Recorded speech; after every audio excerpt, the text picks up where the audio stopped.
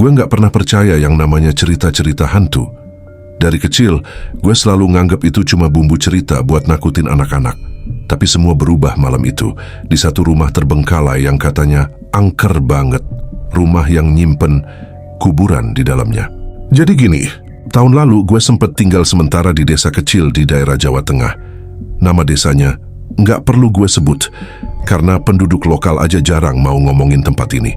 Tapi buat kalian yang penasaran, desa ini benar-benar terpencil, luar kota, jauh dari sinyal dan dikelilingi kebun, hutan, dan jalanan tanah.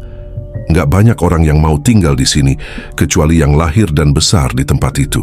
Waktu itu gue lagi nyari tempat tenang buat nulis dan kerja. Temen gue si Andi bilang ada rumah murah yang bisa gue tempatin. Murah banget bro, tapi lu kuat mental nggak? Katanya sambil ketawa kecil. Gue cuma nyengir, lah emang kenapa?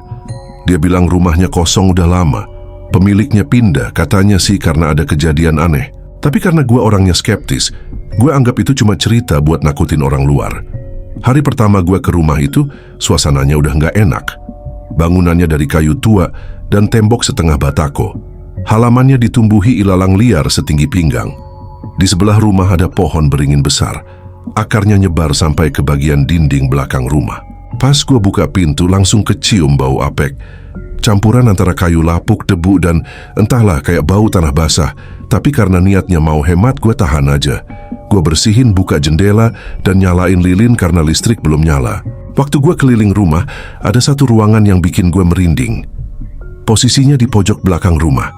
Pintu kayunya beda dari yang lain. Warnanya lebih gelap dan kayak lebih tua. Waktu gue buka, ada suara kayak angin yang keluar dari dalam. Gue mikir mungkin ruangannya lembab. Pas gue masuk, gue lihat lantainya agak beda. Kayak bekas digali terus ditutup lagi. Ada ubin yang warnanya beda dari lantai lainnya dan letaknya agak menonjol. Ah, mungkin dulu bekas perbaikan, pikir gue. Tapi dalam hati kecil, gue udah mulai ngerasa nggak enak. Hari pertama nggak ada yang aneh. Tapi malam kedua, gue mulai dengar suara. Jam 1 malam pas gue lagi ngetik sambil minum kopi, gue dengar suara seret. Kayak ada yang nyeret barang berat dari ruangan belakang. Padahal rumah itu kosong. Gue diem, nutup laptop, dan dengerin baik-baik. Suaranya makin jelas. Seret, seret, lalu hening. Gue berusaha positive thinking. Mungkin tikus, gue mikir. Tapi tikus mana yang bisa nyeret benda segede lemari malam ketiga, puncaknya. Gue kebangun karena mimpi buruk. Dalam mimpi, gue ngelihat seorang wanita tua duduk di pojok kamar. Rambutnya putih panjang, matanya hitam, dan dia cuma duduk ngelihatin gue sambil bisik-bisik. Waktu gue bangun, gue keringetan dan ruangan gue dingin banget padahal nggak ada AC.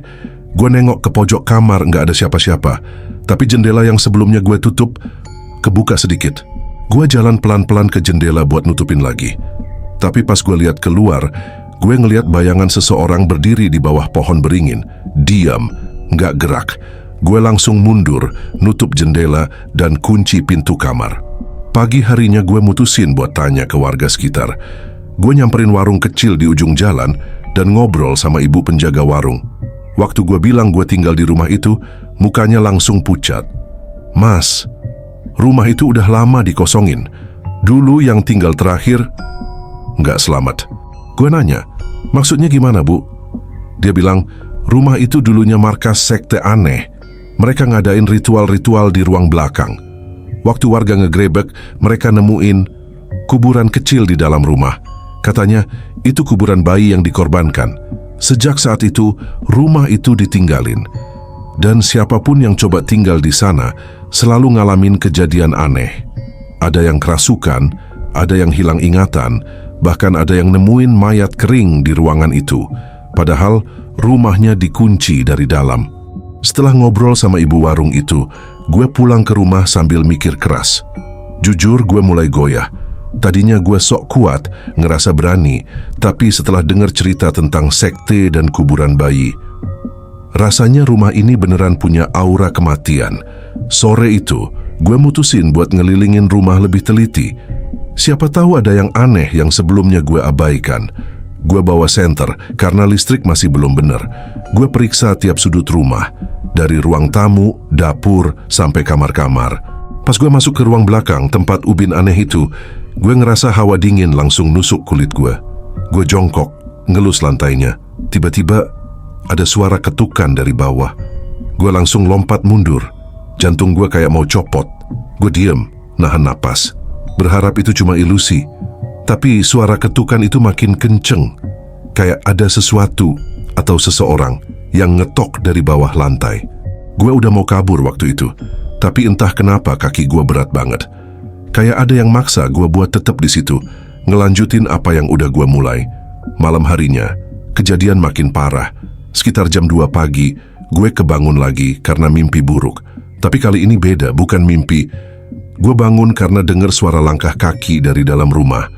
Langkahnya pelan, berat, dan kayak diseret. Gue diam di kasur sambil nahan napas. Suara itu makin deket, sampai berhenti di depan pintu kamar gue.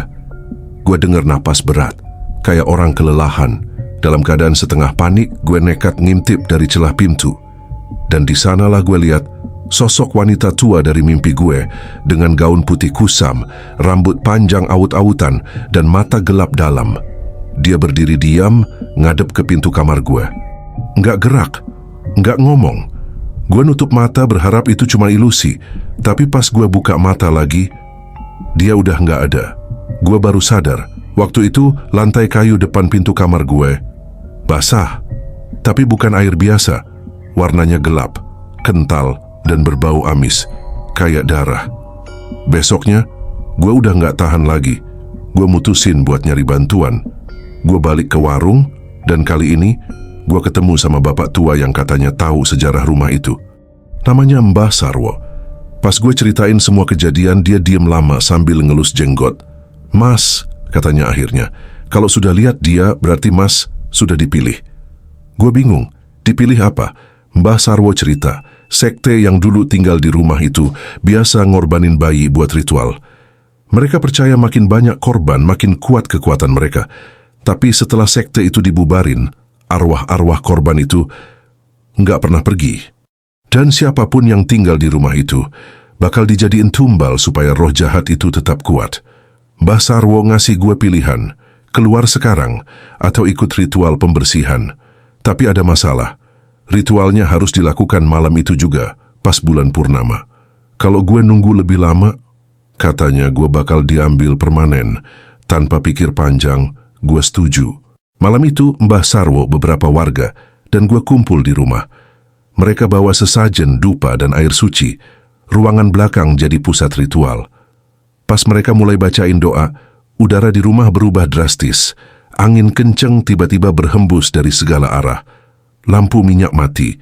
Suara ketukan dari lantai belakang makin keras. Tiba-tiba, ubin aneh itu pecah. Dari celah lantai, keluar asap hitam pekat. Dan di tengah asap itu, gue lihat dengan mata kepala sendiri. Bayangan wanita tua itu, senyum miring, matanya penuh dendam. Dia ngelangkah keluar dari lantai. Gue teriak sekencang-kencangnya. Asap makin tebal. Suara jeritan dan ketukan dari lantai belakang makin brutal. Kayak ada ratusan tangan ngetok dari dalam tanah. Wanita tua itu berdiri di tengah ruangan. Tatapan matanya kosong tapi menusuk. Bibirnya tersenyum kecil, tapi bukan senyum ramah. Itu senyum yang bikin tulang belakang lu langsung dingin. Mbah Sarwo nggak kaget, dia langsung lemparin bunga 7 rupa ke arah makhluk itu sambil teriak keras. "Kamu bukan pemilik tempat ini lagi, pergi kembali ke alam asalmu." Wanita itu tiba-tiba jerit keras banget sampai kaca jendela retak. Tangannya menjulur ke arah gue. Gue ngerasa tubuh gue berat, kayak ada tali tak kasat mata yang nyeret gue ke arahnya. Gue ngerasa kaki gue makin kaku, susah digerakin, jantung gue makin kenceng.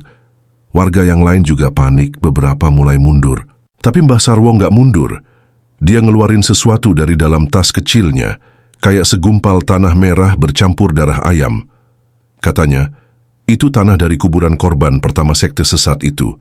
Dia lempar tanah itu ke lantai yang retak, tepat ke arah ubin tempat wanita itu keluar. Tiba-tiba, lantai tersebut meledak. Asap hitam menyebar, dan suara tangisan anak kecil menggema di seluruh rumah. Sakit, pilu. Kayak ratusan arwah anak kecil yang selama ini dikurung, akhirnya dilepaskan. Sosok wanita itu melengking terakhir kali, lalu tubuhnya terbakar jadi abu hitam di udara. Saat semuanya selesai, rumah itu tiba-tiba hening, angin berhenti, dupa mati, langit cerah, bulan purnama menghilang di balik awan. Gue terduduk di pojokan, lemas, keringetan kayak abis lari maraton. Tapi yang aneh, gue ngerasa enteng, kayak ada beban berat banget yang akhirnya lepas dari badan. Mbah Sarwo bilang, mereka sudah tenang sekarang. Tapi jangan balik ke sini lagi, Mas. Rumah ini memang bukan buat manusia. Besoknya gue langsung cabut dari desa itu. Nggak banyak ngomong. Barang-barang gue tinggalin semua. Dan sejak saat itu, gue janji sama diri gue sendiri, nggak bakal sembarangan lagi nyari tempat tinggal tanpa tahu sejarahnya. Apa yang gue alamin itu nyata. Gue skeptis awalnya, tapi semua berubah sejak gue lihat sendiri makhluk itu keluar dari lantai.